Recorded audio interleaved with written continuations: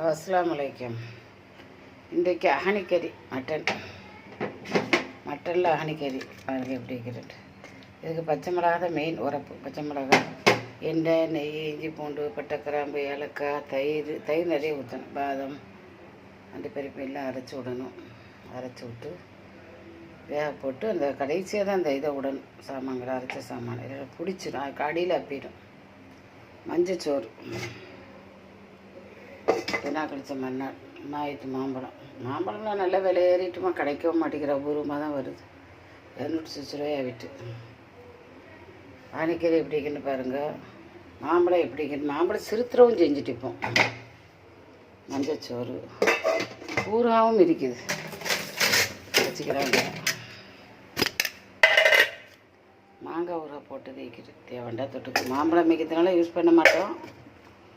சரி, ஆனைக்கறிக்கு துணைக்கறி ஒன்றும் இல்லையா வைக்கிற. லைக் பண்ணுங்கள், ஷேர் பண்ணுங்கள், சப்ஸ்கிரைப்